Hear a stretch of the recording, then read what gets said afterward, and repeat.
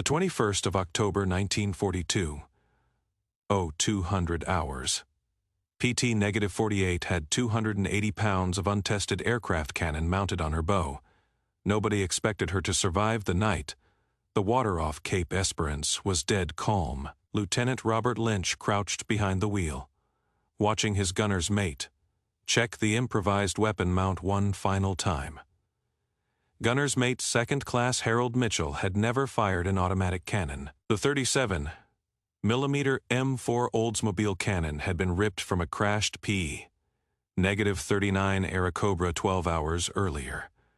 The pedestal mount was welded from aircraft landing gear salvage. The deck beneath it was 3/4-inch plywood over oak frames designed for machine guns, not artillery. Lynch had done the calculations. The cannon weighed 213 pounds. The hydraulic recoil system added 40 pounds.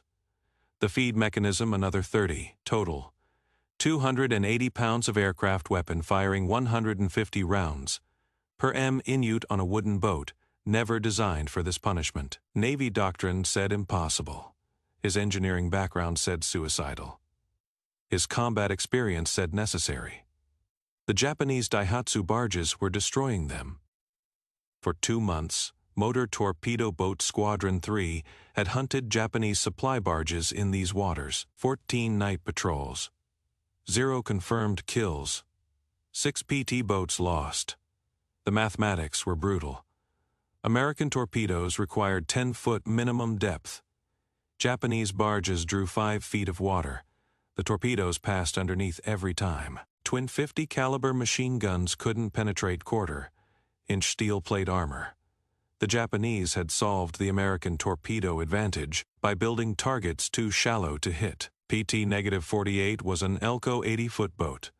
Mahogany planking over oak frames. 3 Packard V-12 engines producing 4,500 horsepower. Maximum speed 40 knots. Standard armament. 4 Mark 8 torpedoes. Twin 50 caliber turrets. 20mm Oerlikon cannons. Total crew 17 men. Against armored barges, effectively useless. Henderson Field, 3 miles inland, had provided the solution nobody wanted to authorize. The airfield was a graveyard of crashed aircraft.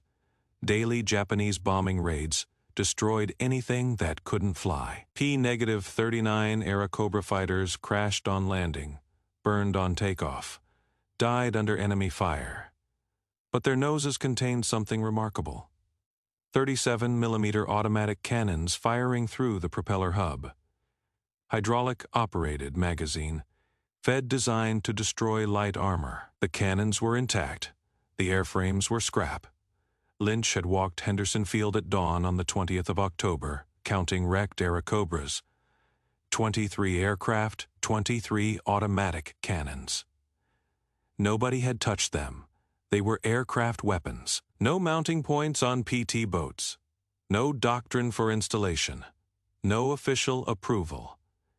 Technical Sergeant James Coogan had maintained P-39s at Selfridge Field before the war.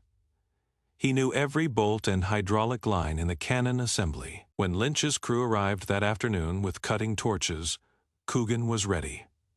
The M4 cannon was mounted to the aircraft's engine reduction gear housing, with 8 high-tensile steel bolts.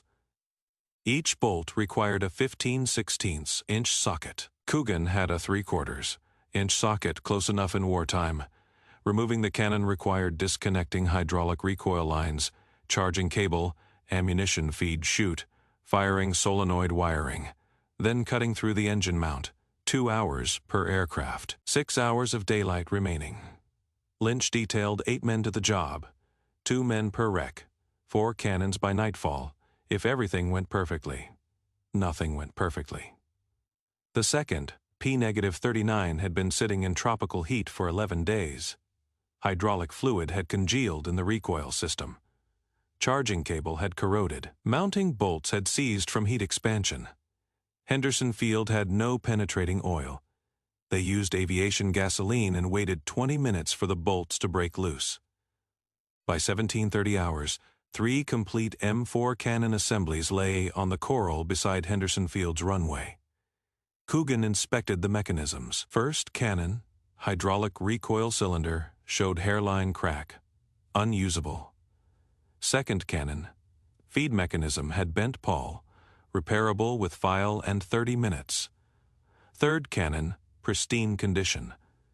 PTT boats had no mounting points designed for aircraft cannons. Chief Machinist's mate Donald Frey designed the mount in 40 minutes using grease pencil on aluminum sheet. Steel base plate, 12 inches diameter. 4 bolt holes matching PT-48's deck framing. Vertical pipe section welded to base, rotating collar with bearing surfaces, yoke to hold the cannon. All constructed from scrap steel salvaged from destroyed aircraft landing gear. Henderson Field's machine shop, 1 lathe, 1 drill press, welding rig powered by diesel generator. The shop had built engine mounts for damaged aircraft, repaired propeller hubs, fabricated radio brackets. Now they needed to build a naval gun mount.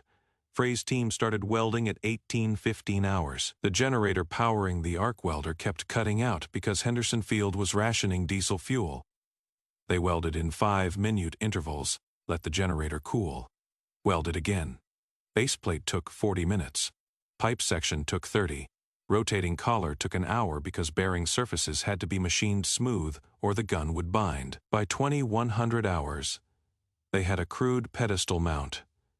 It looked like something built in high school shop class. Welds were ugly. Paint was scorched.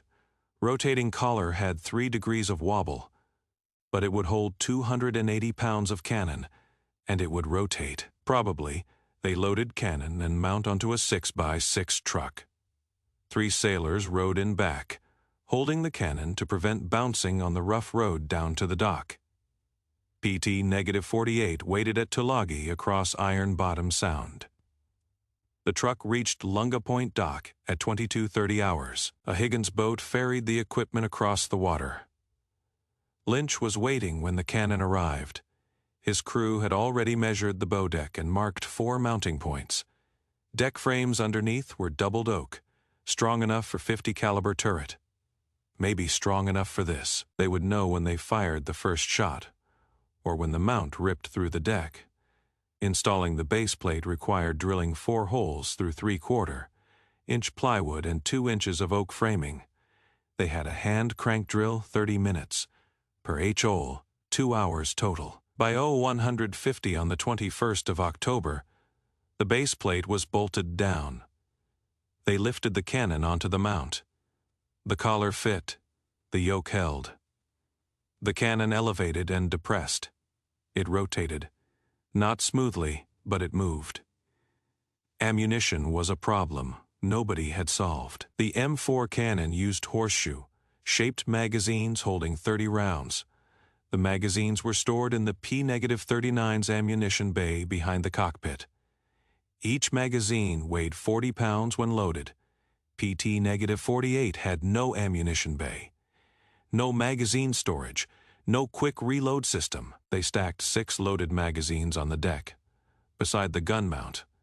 In combat, a loader would hand feed magazines while the gunner fired crude but functional. Maybe. At 02:00 hours, on the 21st of October 1942, PT-48 had the first aircraft automatic cannon ever mounted on a United States Navy patrol torpedo boat, 9 hours from Henderson Field salvage to installation. The gun had not been fired. The mount had not been tested. The crew had no training on the weapon. None of that mattered. Japanese barges were running supplies that night. PT-48 departed Tulagi at 2200 hours. Squadron 3 sent 4 boats on patrol. PT-40, PT-46, PT-48, and PT-60. Standard formation. 2 boats north of Savo Island. 2 boats patrolling waters off Cape Esperance.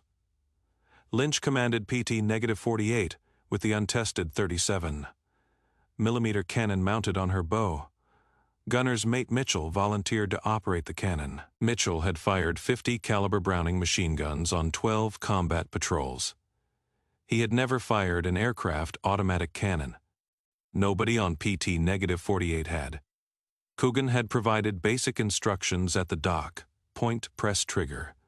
Change magazines when empty. The hydraulic recoil system would absorb most of the shock, probably. The night was overcast. No moon. Visibility approximately 200 yards in ambient starlight. Sea state calm. PT-48 ran on 2 engines at 15 knots to reduce noise and wake signature. The third engine remained on standby. Full throttle would produce a phosphorescent wake visible for miles. Lynch couldn't risk detection before weapons range. The 37mm cannon on the bow pointed forward. Mitchell sat behind it on an ammunition box with 6 loaded magazines stacked within reach. Each magazine contained a mix of ammunition types: 20 high-explosive rounds, 10 armor, piercing rounds. The high-explosive rounds carried 1.5 ounces of TNT. The armor, piercing rounds had tungsten cores designed to penetrate light tank armor, against barge, plating, overkill. But overkill was the point. Lynch had studied the ballistics during the installation. The M4 cannon fired at 2,000 feet, per second muzzle velocity. At 800 yards range, projectile time of flight was 1.2 seconds. The barges moved at 8 knots maximum. In 1.2 seconds, a barge traveled 16 feet. Mitchell would have to lead his targets by nearly the full length of PT-48. The hydraulic recoil system concerned Lynch more than the ballistics. The system absorbed 18,000 foot-pounds of energy per round. Multiply by 150 rounds per minute. 2.7 million foot-pounds per minute transferred through the improvised mount into PT-48's hull. The oak deck frames were rated for 50 caliber machine gun installations, generating 12,000 foot-pounds per minute maximum. They were operating at 225% of design limits. Engineering calculations suggested the mount would fail after 300 rounds. Combat experience suggested they wouldn't survive long enough to fire 300 rounds if the mount held. Lynch had chosen probable death over certain death. The ammunition itself posed additional risks. Aircraft cannon rounds were designed for single-shot engagements lasting seconds. Storage in PT boat magazines subjected the rounds to constant vibration, temperature cycling, saltwater exposure. The fuses could become unstable. Premature detonation in the chamber would destroy the cannon and kill everyone on the bow deck. Lynch had inspected every round personally: serial numbers, manufacture dates, visual condition. The rounds were factory, fresh, manufactured at Picatinny Arsenal 6 months earlier. Storage at Henderson Field had protected them from the worst tropical conditions. But 6 loaded magazines represented 180 chances for catastrophic malfunction. The crew understood the stakes. Torpedoman First Class Raymond Burke had volunteered as ammunition handler. Burke would feed magazines to Mitchell during combat. The position exposed him to enemy fire and potential cannon explosion. Burke had 7 years naval service. He knew the risks. He volunteered anyway because Squadron 3 needed solutions. Electrician's mate, Second Class Paul Santos, monitored the radar from the chart room. Santos had rigged a communications link between the radar operator and the gun mount. Wire running along the deck. Waterproof connections improvised from spare parts. If the radar detected additional contacts, Santos would signal Mitchell by tapping the cannon mount. Crude communication, but effective in the noise of combat. Motor machinist's mate First Class Charles Rodriguez supervised the engine room. Rodriguez had modified the engine cooling system to handle extended high-speed operations. The Packard engines normally operated at 2,200 revolutions per minute, maximum for sustained periods. Tonight, they might need 2,600 revolutions per minute for extended periods to maintain tactical advantage. Rodriguez had rigged auxiliary seawater pumps and bypass cooling lines.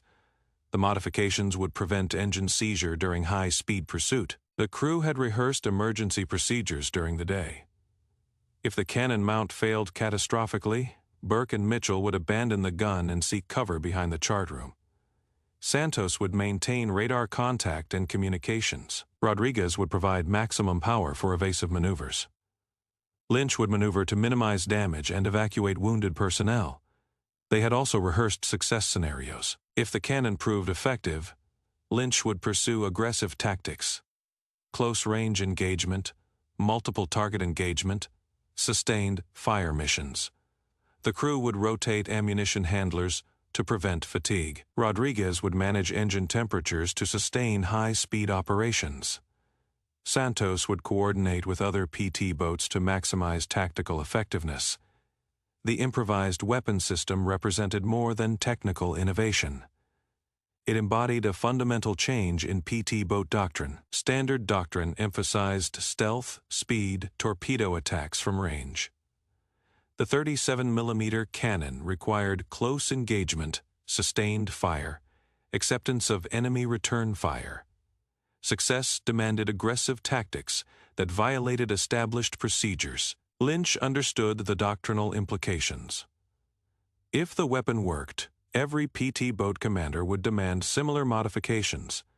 If the weapon failed, Lynch would face court, martial for unauthorized modifications that resulted in crew casualties. The institutional Navy would use PT-48's failure to justify resistance to future field modifications.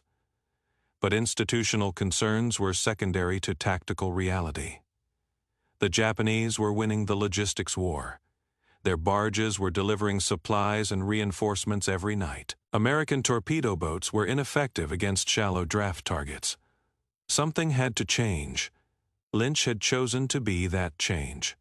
At 23:55 hours, PT-48's radar operator detected surface contacts bearing 320 degrees at 4,000 yards. 4 contacts, speed approximately 8 knots. Lynch altered course to intercept. The contacts were consistent with Daihatsu barges running supplies down the slot. American doctrine for PT boat attacks required closing to 1,000 yards before launching torpedoes.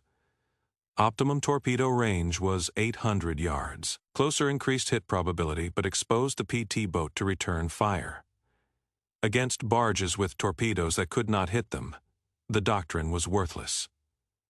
Lynch needed to get close enough for Mitchell to fire the cannon effectively. At 3,000 yards, Lynch could see the barges silhouetted against darker water. 4 Type A Daihatsu barges in line formation.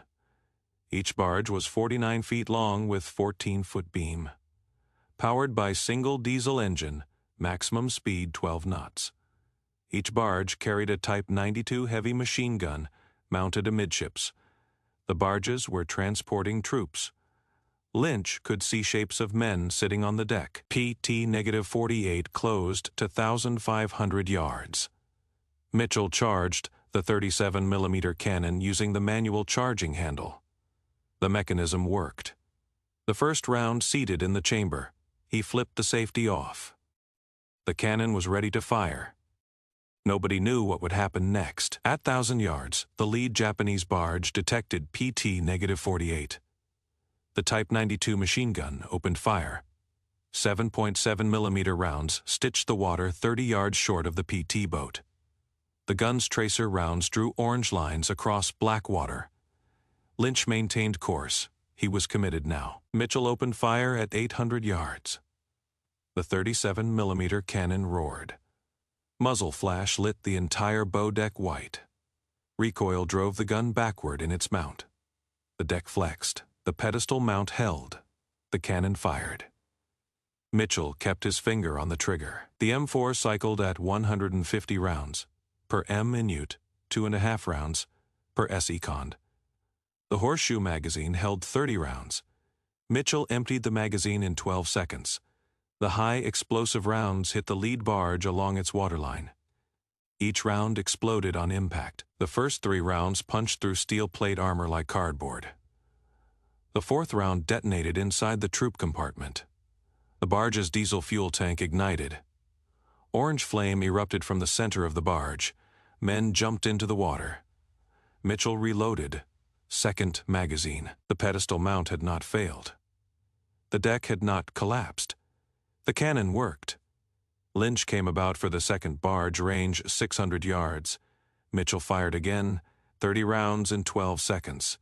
The second barge disintegrated. Ammunition stores exploded. The blast illuminated the entire engagement area. Third barge attempted to escape. Lynch pursued at full throttle. 3 Packard engines at full power drove PT-48 to 38 knots. The wooden hull pounded across the wave tops. The cannon mount flexed but held. Mitchell fired his third magazine at 400 yards. Every round hit. The barge rolled over and sank. Fourth barge had turned back toward Guadalcanal. Lynch intercepted at 1,200 yards. Mitchell's fourth magazine destroyed it completely. 4 Japanese barges, 4 magazines of 37mm ammunition. 4 kills, 0 American casualties. Combat duration, 18 minutes. Mitchell had fired 120 rounds from the 37mm cannon. 4 magazines. The gun had not jammed.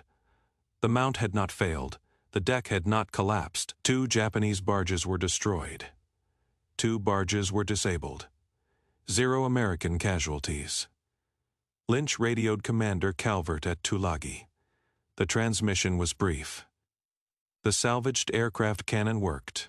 It worked better than anyone had expected. By 03:00 hours, every PT boat commander in Squadron 3 was demanding an M4 cannon for his boat. The problem, Henderson Field only had 23 wrecked Airacobras. Squadron 3 had 12 operational PT boats. The mathematics did not work. By the 23rd of October, 3 more PT boats had 37mm cannons mounted on their bows, PT-40, PT-46, and PT-60. Crews stripped 5 more wrecked Airacobras at Henderson Field. The salvage operation became systematic. Teams knew which bolts to remove first, which hydraulic lines to disconnect, which electrical connectors to cut. The second cannon removal took 90 minutes. The third took 70. By the fourth, they had it down to 55 minutes. The pedestal mounts improved with each installation. Chief Frey refined the design after examining PT-48's mount, following the first combat action. The rotating collar showed excessive wear. Bearing surfaces had scored from the gun's recoil forces. Frey added bronze bushings, salvaged from damaged aircraft wheel assemblies. The bushings reduced friction. Second, generation mounts rotated smoothly under combat loading. Ammunition supply became the immediate bottleneck. Henderson Field's armory had horseshoe magazines for P-39 aircraft. Each magazine held 30 rounds, but the magazines were designed for aircraft combat. Aerial engagements lasted seconds. PT boat actions against barges could last 20 minutes or more. Mitchell had fired 120 rounds in PT-48's first engagement. The boat carried 6 magazines, 180 rounds total. Not enough. Aviation ordnance personnel at Henderson Field loaded magazines around the clock. Each magazine required hand, loading 30 rounds individually. The process took 8 minutes per magazine if the loader worked fast. The ammunition bay had 4 loaders working 12, or shifts. They produced approximately 40 magazines per Dalton Y4 PT boats. Each carrying 6 magazines required 24 magazines per Pascal troll. The boats ran 2 patrols per night.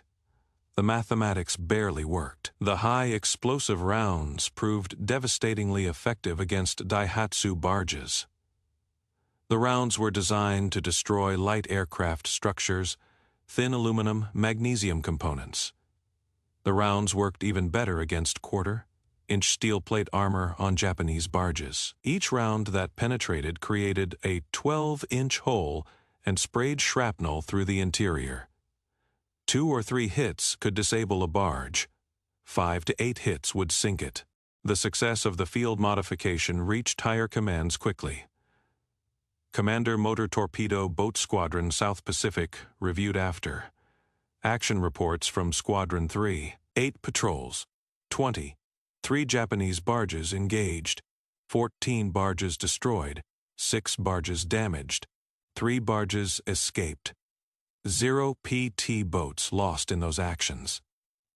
The 37mm cannon proved itself statistically. On the 18th of November, Commander Motor Torpedo Boat Squadron South Pacific sent a classified dispatch to Bureau of Ordnance in Washington. The dispatch detailed the field modification, described combat results, requested official approval for installation, and formal procurement of M4 cannons for PT boat use. The request included technical drawings of pedestal mount design, ammunition consumption data, maintenance requirements, everything needed for institutional adoption. Bureau of Ordnance received the dispatch on the 23rd of November. The bureaucratic process that followed would normally take months. Design review, safety analysis, procurement planning, production scheduling. But combat results from Guadalcanal were undeniable. PT boats with 37mm cannons were destroying Japanese barges at unprecedented rates. The field modification worked. On the 7th of December 1942, exactly 1 year after Pearl Harbor, Bureau of Ordnance authorized production of standardized pedestal mounts for M4 cannons on PT boats. The mount would be manufactured by a contractor in Rhode Island. Initial production run, 100 units. Delivery timeline, 90 days. But PT boats in the South Pacific needed the cannons now. Not in 90 days. Motor Torpedo Boat Squadron 6 arrived at Tulagi in mid-December 1942. 12 boats, fresh crews, standard armament, twin 50 caliber turrets, and 20mm Oerlikon cannons. Number 37mm aircraft guns. The squadron had deployed from the East Coast, expecting to fight with torpedoes. Instead, they found Squadron 3 destroying barges with salvaged cannons. Squadron 6's commanding officer requested immediate cannon installation for his boats. The problem remained unchanged. Henderson Field had no more wrecked P-39 aircraft to salvage. Every flyable Airacobra was in service with the 13th Air Force. Squadron commanders could not strip guns from operational aircraft. The supply of salvaged cannons had reached its limit. The solution came from an unexpected source, New Caledonia. The island served as a major supply depot for South Pacific operations. In November, a cargo ship arrived carrying replacement parts for damaged P-39 fighters. The shipment included 12 complete M4 cannon assemblies. New factory, fresh, still packed in cosmoline preservative. The cannons were intended for aircraft repair. PT boat commanders wanted them instead. The requisition process became creative. Officially, the cannons were signed out for P-39 maintenance at Henderson Field. Unofficially, they never reached Henderson Field. A Catalina flying boat transported the cannons directly to Tulagi. By the 20th of December, Squadron 6 was installing new cannons on their boats. No salvage required, no cutting torches, no makeshift mounting. Just proper installation using the improved pedestal mount design. The difference between salvaged and new cannons was immediately apparent. Salvaged cannons from Henderson Field showed wear, hydraulic seals degraded, feed mechanisms damaged in crashes, barrel rifling worn from combat use. The new cannons from New Caledonia were pristine. Hydraulic systems operated smoothly. Feed mechanisms cycled perfectly. The cannons performed exactly as designed. By January 1943, 24 PT boats operating in the Solomon Islands had 37mm cannons, Squadron 3 with 8 boats, Squadron 6 with 12 boats, Squadron 2 with 4 boats. The barge busting capability spread across the entire PT boat force in the South Pacific. Japanese supply operations faced systematic destruction. Combat reports from January documented the impact. 37 PT boat patrols engaged Japanese barges. 41 barges destroyed, 19 barges damaged, 8 barges escaped. The 37mm cannon gave PT boats offensive capability they never had with torpedoes alone. More importantly, PT boat losses decreased. September through November, Squadron 3 lost 6 boats. December through February, with cannons installed, 2 boats lost. Neither loss was attributed to barge engagements. The tactical doctrine evolved rapidly. PT boats operating with 37mm cannons could engage at ranges where Japanese return fire was less effective. The high rate of automatic fire suppressed enemy gunners. The explosive rounds created psychological impact that machine gun fire could not achieve. Japanese commanders began referring to PT boats as devil boats and green dragons. The names reflected respect earned in combat. PT boats operating at night, attacking from unexpected directions, destroying supply convoys. The 37mm cannon amplified that effectiveness. The weapon gave PT boats offensive capability that matched their tactical mobility. By June 1943, Bureau of Ordnance had authorized development of an improved cannon specifically for naval use, the 37mm M9. Longer barrel, higher muzzle velocity, heavier construction to handle sustained fire. The M9 was designed from the start as a naval weapon, not an aircraft gun adapted for ships. The M9 cannon entered production in August 1943, manufactured by Colt's Patent Firearms Company in Hartford, Connecticut. The weapon weighed 405 pounds, nearly double the weight of the M4. The longer 78-inch barrel produced a muzzle velocity of 3,000 feet per second, 50% faster than the M4. The increased velocity meant flatter trajectory and better armor penetration.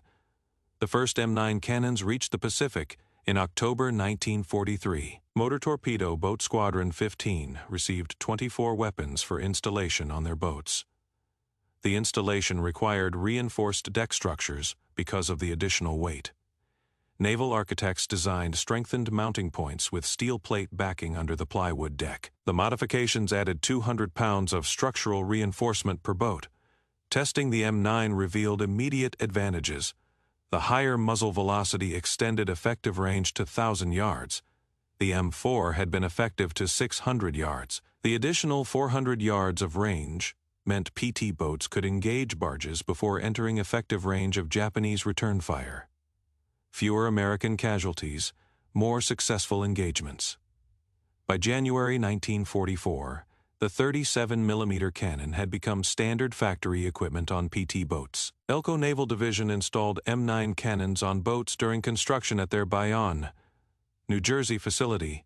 Higgins Industries in New Orleans did the same. New PT boats rolled off production lines with cannons already mounted, properly engineered, structurally sound, fully integrated into the boat's design. The field modification from Henderson Field had taken 18 months to become official doctrine, October 1942 to January 1944. From salvaged aircraft parts to factory standard equipment, the progression demonstrated how successful field innovations could transform naval operations.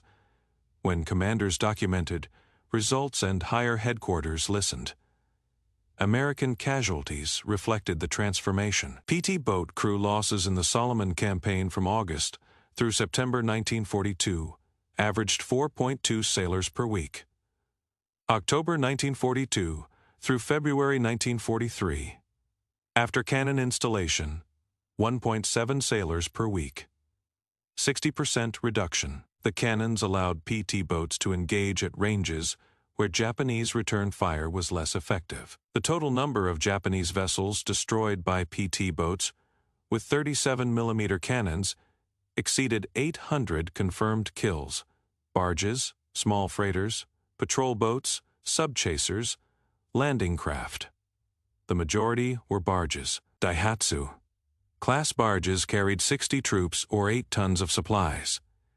800 barges destroyed meant 48,000 troops that never reached their destinations, or 6,000 tons of ammunition and food that never arrived. Japanese commanders acknowledged PT boat effectiveness in post-war interviews. Vice Admiral Takao Kurita commanded naval forces in the Philippines.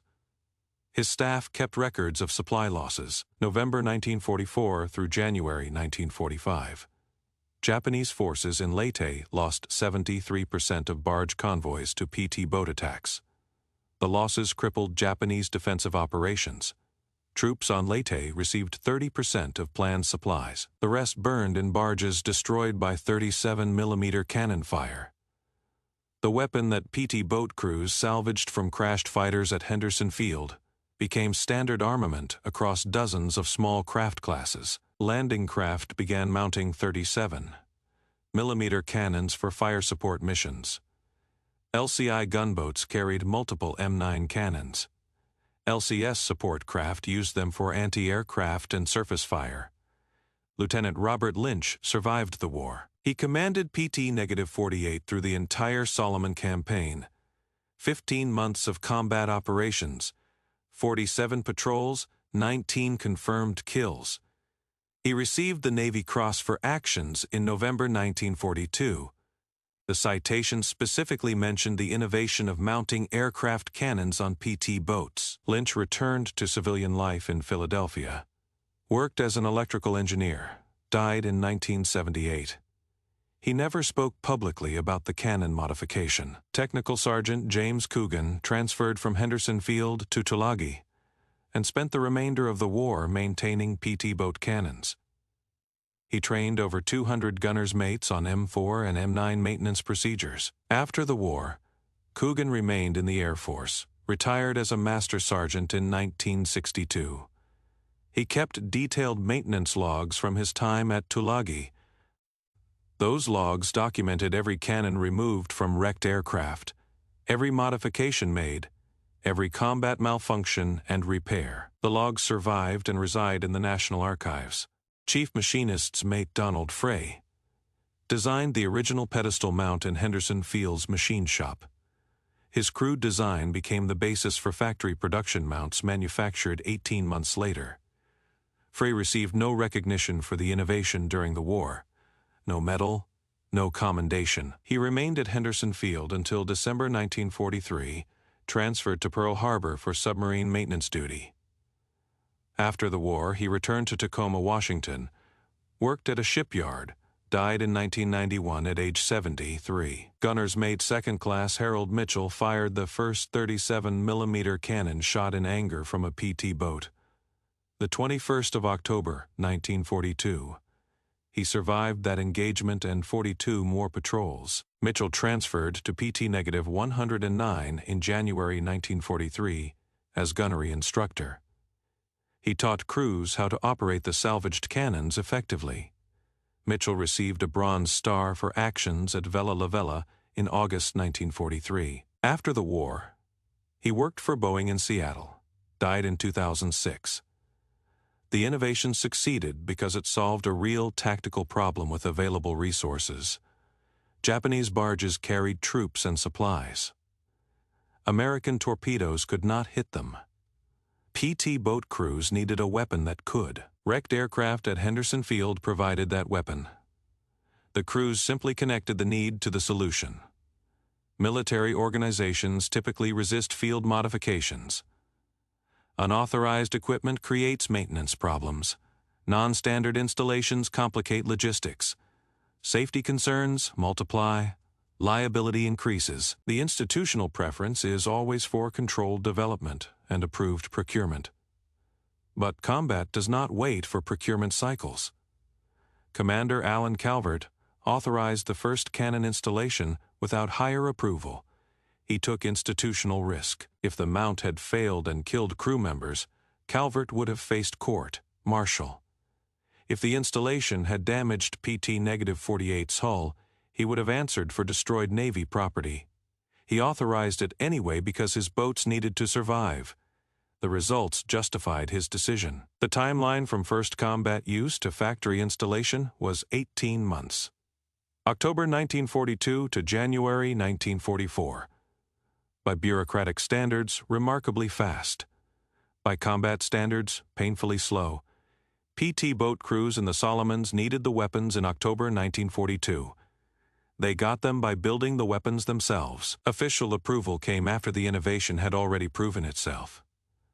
The 37mm cannon became the most successful field, modified weapon adopted by the Navy during World War II. The lesson transcended the specific weapon. Innovation in combat requires commanders willing to take risk, crews willing to experiment, higher headquarters willing to evaluate results over doctrine. The bureaucratic system that approved the 37mm cannon in 18 months was remarkable.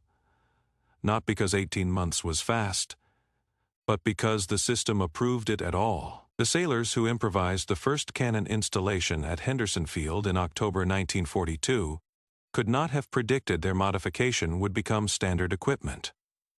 They solved an immediate problem using available materials. The innovation succeeded because the problem was real. The solution was practical, and the results were measurable. 800 Japanese vessels destroyed by PT boats with 37mm cannons proved the concept. That spirit defined PT boat operations throughout the war. The willingness to adapt, to improvise, to take salvaged aircraft parts and make them work on boats. Japanese commanders called PT boats Devil boats and Green Dragons. The names reflected respect earned in combat. The 37mm cannon amplified that effectiveness. The weapon gave PT boats offensive capability that matched their tactical mobility. In death, the innovation outlived its creators. The men who welded the first crude mount, who fired the first rounds in anger, who documented the results that changed naval warfare, they are gone, but the lesson remains. Sometimes the prophet is dismissed, the innovator is questioned, and the warrior who sees clearly must act without permission. The lesson isn't necessarily that every field modification should be approved. The lesson is that tactical threats should be confronted with available resources rather than perfect solutions that arrive too late. That institutional constraints should inform but not determine combat innovation. And that sailors who solve problems should be heard even when their solutions violate doctrine. This lesson was learned at the cost of American lives saved and Japanese supply lines destroyed. It may need to be learned again.